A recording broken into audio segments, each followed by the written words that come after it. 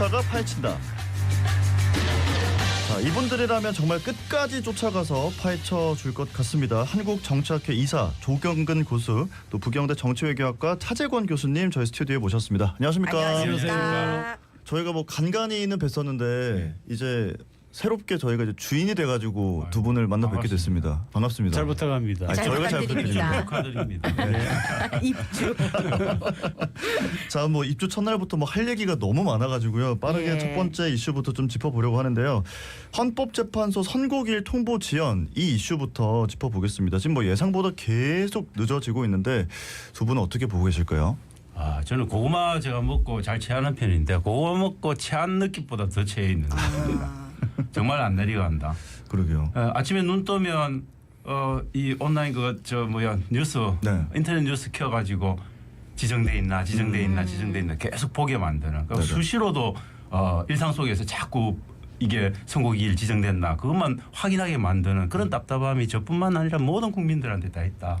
그렇게 봅니다. 오늘이 중요한데요. 예, 예. 이번 주 만약 이번 금요일까지 선고가 나오려고 하면 오늘 아마 그게 이렇게 이야기가 돼야 되는 모양이에요. 그래서 네네네. 아마 오늘 다른 얘기가 없으면 또 다음 주로 넘어가게 되는 그래서 계속 답답한 그런 그런데 상황. 관례상 이제 뭐 보통 2, 3일 정도 주는 게 선고기일을 지정하고 2, 3일 정도 주고 선고하는 게 관례긴 한데 안 그렇죠. 저는 뭐 이번 사안이 뭐 그냥 진짜 48시간, 24시간 네. 남겨놓고도 뭐 할 수 있는 그런 긴급한 사안이어서 네네. 저는 반드시 뭐 이번 주에 오늘 안 했다고 해서 다음 주까지 밀린다면 이렇게 볼 수는 없는데 그래도 관례를 지키는 게 헌법재판소 일반적인 특징이기 때문에 관례로 보면 오늘 안 하면 밀린다고 봐야 돼요. 예. 네. 여권에서는 탄핵 심판 기각이나 각하 가능성을 기대하고 있지 않습니까? 근데 기각하고 각하를 알 필요가 있는 것 같아요. 네네. 지금 기소된 것에 대해서 아예 절차적으로나 형식적으로 네. 이거는 뭐 다룰 필요가 없다라고 해서 아예 그 내용 자체를 들여다보지 않고 하는 게 각하고요. 근데 요즘 보니까 각하라는 말을 많이 사용하는데 지금 각하 같으면 말이 안 되는 게 이미 헌재 같은 경우에 평의를 통해서 여러 번 이렇게 들여다보고 했단 말이에요. 그럼 결국은 이게 기각이냐 아니냐의 여부, 예, 예. 기각이냐 인용이냐라고 해야 되는데 아마 각하라고 하는 거는 좀 더 보수적인 입장에 있는 분들이 사용한 용어가 아닌가 싶어요. 예. 근데 제가 볼 때는 전략을 바꾼 거죠. 기각을 하려면 완전히 지금 모든 따져본 법리에서 이겨야 되는데 예. 그럴 가능성은 거의 0%에 가깝다고 생각을 하니까 지금 이제 새롭게 뭔가를 좀 압박할 수 있는 방법은 각하해달라고 하는 건데 사실 각하를 하려면은 근데 국회에서 탄핵 소추하는 과정이나 의결하는 과정에서 네. 절차적 하자가 있어야 되는데 아시다시피 우호식 국회의장이 엄청나게 많은 압력 속에서도 끝까지 절차를 지키면서 해왔지 않습니까? 예. 그런 과정들을 하나도 흠잡기가 어려운 겁니다. 그래서 저는 이건 그냥 전략적인 선택이다. 국민의힘이라든지 여당이 이제 전략을 바꾼 거죠. 그래서 예. 좀 더 다양한 옵션을 갖고 헌재를 압박하고 싶은 그런 저는 전략 카드에 불과하다. 뭐 각하가 결정될 가능성은 거의 저는 0%. 그 청취자분들께서 아셔야 되는 내용이 지금 이제 평의를 통해서 헌재 재판관들이 계속 이 내용을 다뤄왔단 말이에요. 네네. 어떻게 할 거냐. 그럼 결국은 결론은 인용이냐 기각이냐로 나온다라는 거죠. 그렇죠. 이게 만약에 각하된다는 이야기는 헌법재판관들이 스스로를 부정하는 행위입니다. 왜냐하면 처음 초기 단계에 절차가 있었다면 그때 헌법재판관들이 당연히 이야기를 했었겠죠. 예. 지금 와서 각하를 결정하면 헌법재판관들 스스로가 내가 그때 잘못했어. 11번의 변론기일을 잘못 보냈어. 이렇게 이야기가 될 수밖에 없는 거기 때문에 네. 저는 각하 결정은 정말 하기 힘들다 그렇게 봅니다. 그러니까 이게 뭐 절차적으로 하자가 있어야지 논의를 할 수가 있는 이야기인데 그렇죠. 그렇지 않은 상황에서 이거를 지금 얘기하고 있다는 거는 그렇죠. 그냥 전략적인 선택이다 이런 말씀이신 네, 거죠. 자, 이런 과정 속에서 개혁신당의 이준석 의원 헌재 탄핵 심판 선고를 앞둔 윤석열 대통령이 기각을 확신하고 있다라고 전하면서 만약에 탄핵이 인용되더라도 사저 정치에 나설 것이다 이런 전망을 내놨더라고요. 두 분 어떻게 보십니까? 글쎄 저는 뭐 그렇게 이제 그렇게 하는 이야기가 뭐냐면 108명의 국민의힘 의원 중에서 네. 한 18분 정도를 빼면은 소위 친윤으로 분류가 되니까요. 그러니까 90명 가까운 숫자가 친윤이기 때문에 비록 그 인용이 되어 가지고 대통령 자리에서 물러난다고 해도 영향력을 미칠 거다라고 하는데 그렇게 되면은 국힘 전체가 곧 다가오는 그런 대통령에 벗어나서 아마 오히려 힘들지 않을까 하는 그런 생각이 들어요. 통상 이제 저희들이 뭐 생각할 때 윤 대통령이 어떤 파면이 결정이 되면 예. 대단히 변검술 하듯이 국민의힘이 싹 바꾸고 바로 아. 조기 대선 국면으로 넘어가면서 네. 반윤 색채를 강화하고 완전히 새로운 국면을 맞을 거다 이렇게 보통을 예상을 했는데 지금까지 흘러온 방향으로 볼 때는 이미 저는 그 포인트를 조금 국민의힘이 놓치지 않았냐. 그래서 결국은 이 상태로 가면 국민의힘이 지금까지 왔던 강공 드라이브로 계속 갈 수밖에 없는 스스로를 자성자박해버린 그래서 전략적인 어떤 변경의 가능성을 스스로 묶어버린 부분이 있어서 저는 여전히 아마도 인용이 되고 파면이 되더라도 어딘가 사저에서 어느 정도 영향력을 행사하기 위한 최대한의 노력을 할 거고 그것들이 진윤 의원들한테는 상당히 통할 가능성은 있을 거다. 그래서 조기 대선에서 윤석열 대통령이 파면을 당했지만 누구를 점찍냐 낙점하냐 이게 굉장히 중요한 문제로 아마 부각될 가능성도 있지 않을까 생각을 합니다. 그러니까 가장 중요한 변수는 국힘에 만약에 인용이 되었을 경우에는 이제 조기 대선이 있게 되니까 조기 대선에서 국힘 후보를 누구를 내세울 거냐 이거 아니겠어요? 네네. 그때 이제 가장 뚜렷하게 지금 나오고 있는 인물이 바로 한동훈 전 대표죠. 네. 그러면 여기에 맞서 가지고 국민의힘이 소위 반한동훈 혹은 비한동훈의 어떤 후보를 내세워야 된다라고 하는 거죠. 네. 그때는 당연히 그 물러나긴 했지만은 윤 전 대통령 그래도 상황이 벌어지면 전 대통령이 되겠죠. 네, 예, 영향력이 커질 수 있는 거죠. 네. 그런데 예. 저는 지금 현재 상황으로는 조금 이제 조 교수님하고 견해가 조금 다른 부분은 한동훈의 파괴력이 옛날 같지 않다. 결국은 지금 이제 어떤 조사에 따라서 다르긴 하지만 어떤 조사를 보면 한동훈이나 전환길이 사실 대통령 후보로서의 이름에 나오기도 합니다. 예. 그분하고 비슷한 득표력을 보일 정도로 완전히 정말 이렇게 나락으로 떨어진 상태입니다. 그래서 네네. 어떻게 뭐 물론 좋아지기는 할 겁니다만 지금 옛날에 한동훈 대표가 갖고 있던 그런 어떤 파괴력, 그런 대중적 흡인력은 조금 사라진 상태여서 저는 김문수 후보가 여전히 조금 강세를 여전히 유지하고 있는 상황이다. 그걸 좀 지켜볼 필요는 있고 결국은 강성 진윤 그리고 탄핵에 대한 강력한 찬성 이것이 아마 국민의힘 경선 후보를 고르는 데 있어서 굉장히 중요한 변수가 여전히 되지 않을까 저는 그런 생각을 합니다. 그러니까 그 한 가지 좀 더 중요한 포인트가 뭐냐면은 저는 한동훈 대표가 국민의힘의 후보가 만약에 조기 대선이 있을 경우에 되는 것은 굉장히 좀 쉽지 않다라고 보고 있습니다. 그러면 이제 남은 국회에 국민의힘이 어떻게 할 거냐 하는데 과연 친윤 색깔이 굉장히 강한 후보를 내세워 가지고 조기 대선을 치르려고 할 거냐 저는 그렇지 않다고 보거든요. 예. 만약에 그렇게 하면은 인용이 된 상태에서 친윤의 색깔이 강한 그런 후보가 나오게 된다라고 하면은 승리하기가 좀 어렵지 않을까요? 국민들 거부가 예, 저는 네, 대선 그렇게 해가지고 대선에 이길 가능성은 거의 0%에 가깝다는 거 알지만 네. 불나방들이 어디 불 보고 그냥 피합니까? 들어가면 타 죽는 거 알면서도 뛰어 들어가는 게 있는 거죠. 지금 그렇게 갈 가능성을 무시할 수는 없다. 예. 그 지금 이 탄핵 전국 이후의 노선이 여러 개 있을 수가 있는데 국민의힘은 이제 다른 노선은 다 정리를 하고 하나의 노선만 가고 있다 이렇게 지금 보고 계시는 거네요, 차 교수님. 뭐 저는 다른 옵션이 있는데 그 옵션을 선택해서 그 옵션이 힘을 발휘할 어떤 포인트는 좀 넘어서 너무 지나치게 지나왔다. 타이밍을 지금 놓쳤다, 그렇게 이제. 돌리려면 상당히 무리수가 있을 거다 그런 생각 좀 하는 거죠. 근데 이제 뭐 우리가 이 이야기가 계속 길어지는데 네. 결국은 명태균 리스트죠. 명태균 리스트가 없다라고 하면은 뚜렷한 후보들이 지금 두 사람이 있는 거죠. 근데 이 명태균 리스트가 어떤 영향력을 주느냐에 따라서 국민의힘은 다르게 정리될 수가 있다는 겁니다. 예. 그러면 현재 선고는 언제쯤 나올지 결과 어떻게 보십니까? 굉장히 어려운 예. 왜냐하면 헌법재판관들의 저희가 마음속에 고구마를 들어가서 하나씩 드리는 예. 거. 제가 투명 인간이 돼서 진짜 현재 평의 과정에 좀 들어가 보고 싶어요. 들어가 누구도 알 수 보십시다. 없습니다. 예. 지금 무성한 추측이 난무하지만 그건 전부 다 정말 카드라도 아니고 그죠. 카드라 수준도 아닌 왜냐면 거라고 지금 봐야 뭐 되고 아예 그냥 아무런 얘기가 지어내는 나오고 아닌 있지 않기 겁니다. 때문에. 절대 알 수가 없습니다. 네. 그래서 저희들도 예측하기는 굉장히 어려운데 네. 정상적인 헌재의 판단의 어떤 속도나 기존의 91일까지 왔던 이 전례를 비춰볼 때는 네. 제가 볼 때는 적어도 저는 100일 이내는 100일 해줘야 된다. 이내는. 그럼 예. 결국은 이번 주 아마 선고기일 지정은 최소한 되지 않을까 그런 생각. 결과는. 그러니까 뭐 아무리 늦어도 다음 주까지는 된다는 거죠. 예. 다음 주까지는 된다. 그렇게 볼 수 있습니다. 네네. 자, 다음 이슈로 넘어가 보겠습니다. 바로 어제였습니다. 최상목 대통령 권한대행 부총리 겸 기획재정부 장관이 방통위법 개정안의 거부권을 행사했거든요. 이 부분 어떻게 보셨습니까? 이분은 아마 제가 볼 땐 지금 계속 신기록을 세우고 있다. 아마 대통령으로서 했던 기각 어떤 이런 거부권 행사 기록을 완전히 뛰어넘는 권한대행으로서 최초의 기록을 계속 쌓아 나갈 거다. 네. 그런 생각이 듭니다. 그런데 이분 거부권 행사하는 거는 저는 위헌적인 요소도 있다고 봅니다. 권한대행이 할 수 있는 권한의 범위를 넘어섰을 가능성도 꽤 있다. 네. 그래서 이분은 그걸 취사 선택적으로 그 권한 대행으로서의 권한을 좀 취사 선택하고 계신데 저는 제가 볼 때는 정말 자기가 해야 될 일 아주 쉽게 할 수 있는 헌법재판관 임명은 전혀 하지 않지 않습니까? 완전한 위헌입니다. 그리고 헌법재판소가 이미 판단까지 임명하라고 판단까지 했습니다. 임명 안 하면 위헌이라고까지 이야기했으면 지금 현재 20일째 그거 안 하고 있습니다. 그러면서도 겉으로는 뭘 하냐면은 헌법재판소가 판결하면 국민들이 다 지켜야 된다. 자기는 안 하면서 그런 말을 할 수 없는 거죠.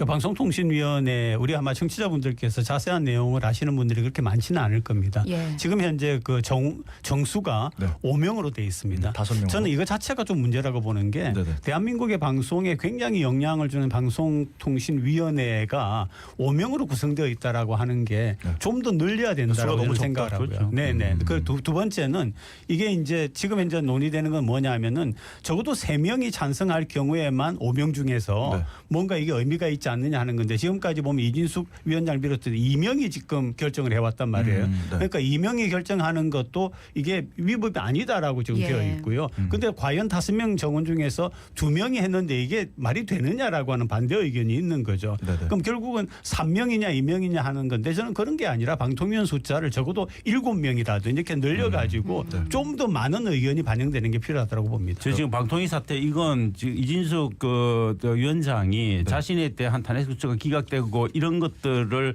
확대 해석하고 있는 거다. 2명이 결정해도 된다라고 그걸 잘못 해석하고 있고 강제로 지금 그런 프레임을 만들고 지금 계속 결정을 내리고 있죠. 이건 좀 심각한 사태인 겁니다.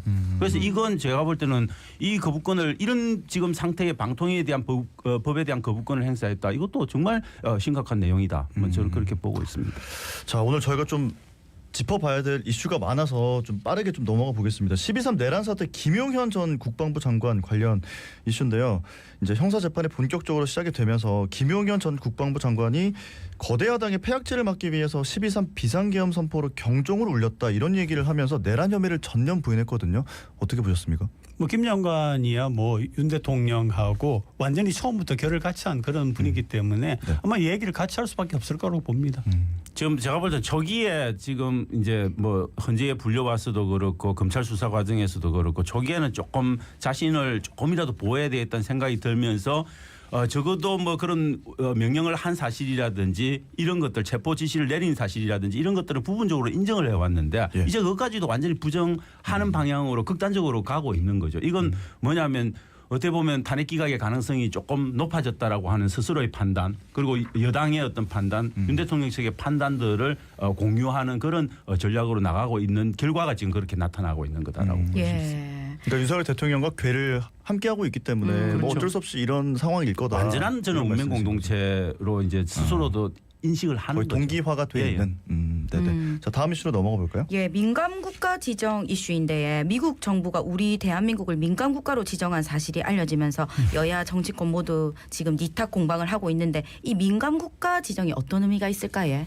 그러니까 이게 민감국가라고 하는 거를 어떻게 어떤 이유에서 지정을 했느냐가 중요합니다. 그런데 네네. 미국이 밝힌 바에 따르면은 이게 정보 때문에 그렇다. 예를 들면 원전에 대한 원전 소프트웨어 운용에 대해서 미국이 새로운 어떤 것들을 연구기관 같은 데서 만들어냈는데 네네. 그거를 갖다가 빼내가는 네. 우리가 이제 이런 얘기 하지 않습니까? 중국 같은 경우에도 네. 한국을 비롯해서 여러 나라에서 굉장히 중요한 새로운 정보들을 그게 기술적인 정보, 과학적인 정보가 더 많죠. 그런 거 네. 빼내간다.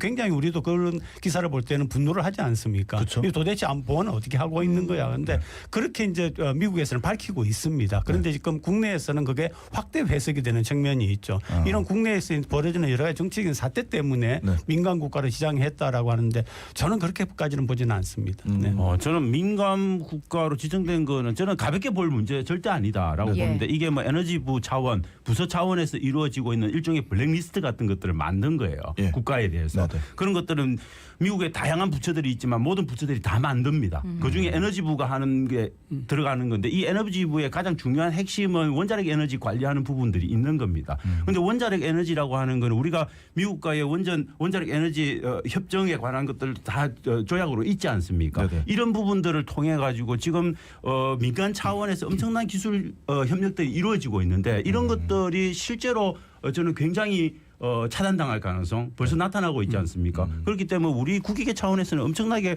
큰 손해다. 그리고 이런 것들이 저는 더 충격적이었던 거는 그렇게 우리가 한미동맹이 굳건하다고 하고 한미일 동맹 체제까지 막 이야기를 하면서 갔던 바이든 행정부가 떠나면서 윤 대통령한테 안긴 선물이다. 이게 네네. 더 충격적이고 예. 배신적인 거죠. 그러니까 사실은 트럼프 이제 대통령이 들어서면서 이런 걸 지정했냐라고 생각을 했었는데 그게 아니라 그렇죠. 완전히 이전에 우리의 진짜 바이든 정부에서 지정을 뼈를 했기 찌르는 때문에 겁니다.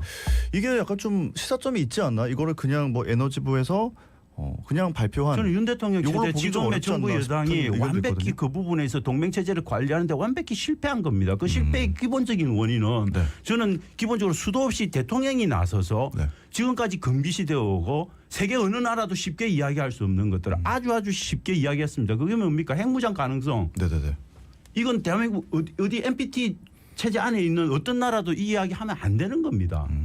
그 이야기를 너무 더 쉽게 내뱉은 결과라고 밖에 볼 수 없는 거죠. 이걸 야당의 어떤 잘못, 민주당에서 이재명 대표가 대통령이 될 가능성이 높아지고 있기 때문에 그런다. 이건 말도 안 되는 거죠. 사실. 그건 전혀 아니고요. 예. 미국 외교를 그렇게 하지는 않고요. 네. 다만 이제 이게 굉장히 어려운 게 세계 모든 나라가 이 AI를 중심으로 해가지고 네네. 새로운 기술에 대해서 굉장히 이걸 얻고자 하는 욕망이 강합니다. 그런데 이제 우리가 민간 국가를 볼 때 리스트를 보면은 그 안에 러시아도 있고 북한도 있고 이렇거든요. 그러니까요. 똑같은 안에 선상에 이제 한국이 들어있기 때문인데 결국 이런 부분은 조금 더 디테일한 우리 외교를 통해서 해결해야 된다고 봅니다. 근데 이렇게 지정이 됐는데 다시 또 회복되는 데는 얼마나 걸릴까요? 뭐 저는 회복은 뭐 아직까지 완전히 지정되기 혈액 발생은 네, 좀 네. 있다가 되긴 하지만 저는 혈액 발생 전에 네. 가능하면 모든 외교적 노력을 통해서 그 혈액 발생 안 하도록 스톱시켜야 된다. 그게 가능할지는 모르지만 네네. 만약 혈액이 발생해서 우리가 민감 국가로 완전히 지정된다 하더라도 저는 뭐 새로운 정부가 들어서서 아마 그런 것들을 막아나는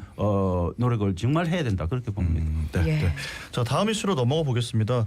어제 박성재 법무부 장관의 탄핵 심판 첫 변론이 열렸거든요. 이제 끝나는 과정에서 뭐 선고 기일이 나오지 않을까라는 생각을 하고 많은 분들께서 굉장히 유심히 지켜보셨을 것 같은데 두 분은 어떻게 보셨습니까? 그러니까 법무부 장관 같은 경우에 특히 이렇게 그 계엄을 하느냐 마느냐라고 하는 국무회의 혹은 국무회의가 없다고 할지라도 네. 법무부 장관 같으면 누구보다도 입법적인 부분에서 가장 핵심적으로 대통령의 조언을 해야 된다고 봅니다. 그런 예. 점에서 이 법무부 장관임에도 불구하고 계엄을 하겠다라고 하는 대통령의 얘기를 네. 내부적으로 들었을 때에 당연히 강력하게 그 부분에 대해서 문제 제기를 했어야 되는데 그런 부분이 없지 않았냐라고 하는 것이 큰 비판점이죠.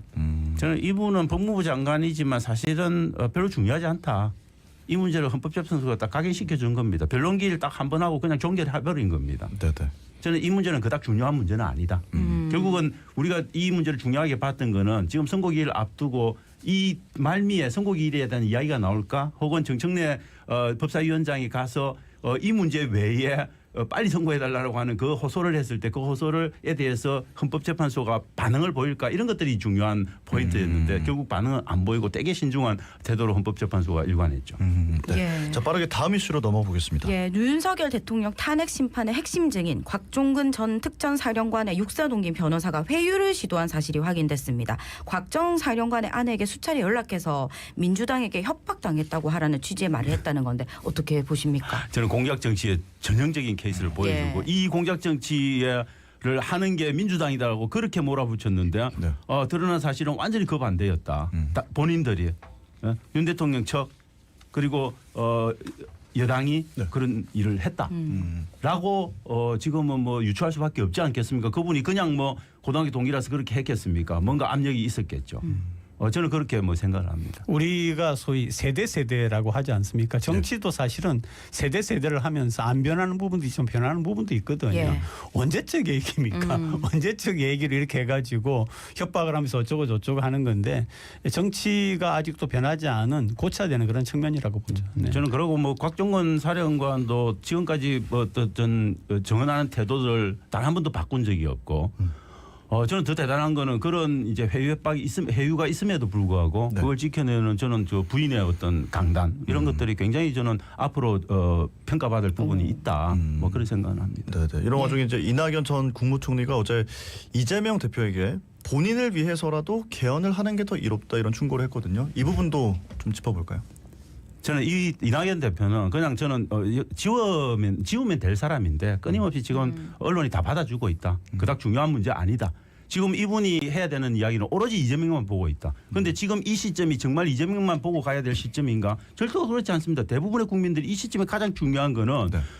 어떻게 탄핵 파면 선고를 빨리 이끌어낼 건가? 이 예. 어수선한 국민을 어떻게 정리할 건가에 핵심이 가 있는데 저는 자꾸 딴소리만 하고 있는 겁니다. 그래서 이낙연 전 대표는 아마 이재명을 자꾸 늘어지는 방법 외에는 없을 거다. 그런데 저는 이낙연 대표가 갖고 있는 그런 말의 무게라고 하는 것들이 전혀 옛날에 당대표 하던 시절 그다음에 옛날에 그 이재명 대표가 맞서던 그 시절하고는 완전히 다른 차원으로 국민들에게 저는 전혀 잊혀지고 있다.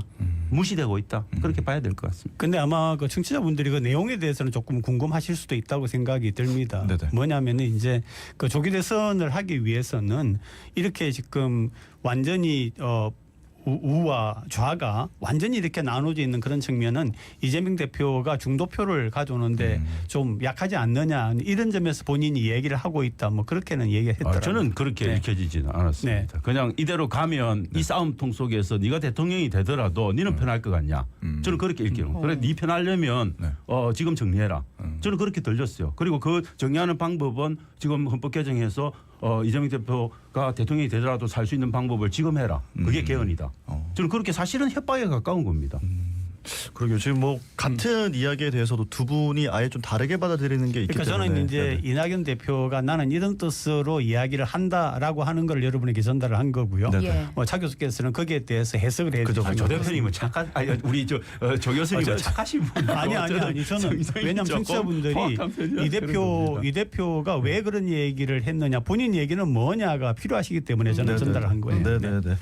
자 이제 이 탄핵 전국 탄핵 국면이 정리가 되고 나서 그 이후를 저희가 좀 이야기를 해봐야 될 것 같아요. 대통령 예. 석방 이후에 주춤하던 이 여권의 잠재적인 대선 후보들이 뭐 주요 인사를 만난다든지 책을 낸다든지 하면서 활동 반경을 좀 다시 넓히는 모습들을 저희가 보고 있는데요. 한동훈 전 대표는 종교계 인사를 잇따라 만나는 모습을 보여줬고 안철수 의원도 박정희 전 대통령 생가를 방문하고 또 이명박 전 대통령까지 찾았습니다. 어떻게 보셨어요? 근데 저는 그 사실은 지금 명태균 리스트가 어떻게 끝나느냐에 따라 다르지만 네. 가장 아마 그 보수 쪽이나 중도 보수에 계시는 분들의 마음속에는 아마 오세훈 시장하고 홍준표 시장이 먼저 있지 않느냐 그런 생각을 합니다. 개인적인 판단이지만은 네네네. 근데 거기에 비해서 안철수 전 대표나 이준석 전 대표나 또는 한동훈 전 대표 다 전 대표들이시네요. 이런 분들 같은 경우에는 조금 그런 점에서는 좀 더 열심히 해야 되는 그런 분들로 보이거든요. 그래서 네네. 아마 조기 대선이 있을 수 있다라고 보기 때문에 지금쯤에는 몸을 풀어야 된다고 생각을 하는 거죠.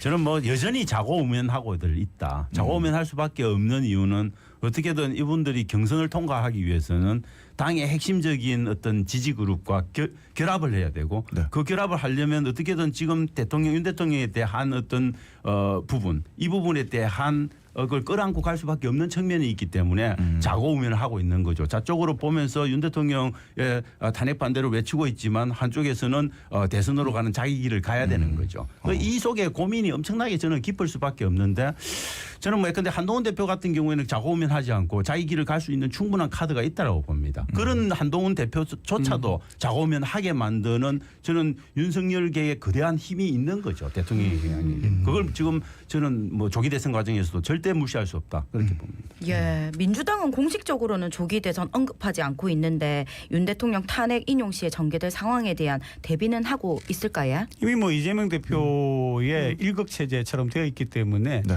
이쪽 국민의힘처럼 이렇게 할 필요가 전혀 없는 거죠. 오히려 여러 가지 예를 들면 이제 지금 나오는 그런 정책이라든지 이런 것들을 통해서 하는 거지 어떤 권력이라든지 힘의 싸움이라든지 아니면 내가 어디를 들어가야 되겠다 이런 거는 필요가 없는 거죠. 저는 뭐 이재명 대표와 근데 민주당의 국회의원들은 그런 부분들의 내색을 전혀 겉으로는 안 하고 있지만 저는 속으로는 마치 백조가 열심히 헤엄치듯이 헤엄치는, 네. 저는 그 하부 단위에서는 엄청나게 정책 공약 준비하고 대선 캠프를 이미 꾸렸다라고 저는 봅니다. 자, 뭐 지금 상황에서는 큰 이변이 없는 이상 조기 대선이 현실화될 것이다. 그러면 2017년 때를 떠올리면서 그때와 같이 야당 후보에 대한 압도적인 지지 또 이변 없는 대선 승리가 뭐 재현될 거다 이런 이야기들도 나오는데 어떻게 보고 계시는지요? 현재로서는 여당이 여러 가지 지금 문제가 있지 않습니까? 예. 어느 뚜렷하게 예를 들면 저는 아까 이야기했던 그런 지금 현재 막 나서 있는 그런 후보들이 과연 될까 후보가 될까 그런 생각을 하거든요. 네. 그리고 또 한쪽으로는 명태균 리스트라고 하는 게 있고요. 그렇게 볼 때에 여권 같은 경우에는 이 후보가 정말 그 국민들이 전체가 바라볼 수 있는 그런 후보가 나오기가 상당히 어려운 측면이 있는데 그런 부분에서는 좀 여권이 조기 대선 과정이 들어간다고 하면은 속히 정리될 필요가 있는 거죠. 그러면은 이제 본격적인 여야의 싸움이 되겠죠. 저는 뭐 조기 대선을 가까우게 된 원인 요소는 2017년 탄핵 정국 때보다 훨씬 더 강하고 위헌적인 요소가 더 강했습니다.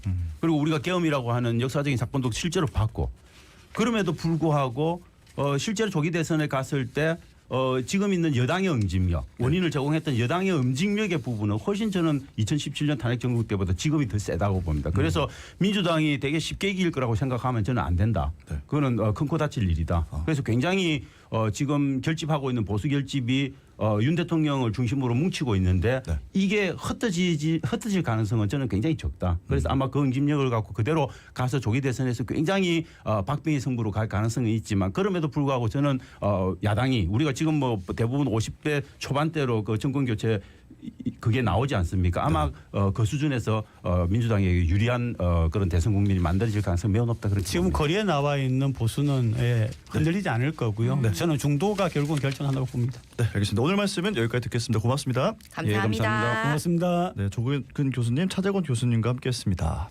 예, 어제 눈까지 내리고 꽃샘 추위가 계속됩니다. 감기 조심하셔야겠습니다. 자갈치 아침에 18,632의 김진수. 저는 서정모였습니다. 오늘 하루도 건강하시고요. 내일도 들으러 오이소.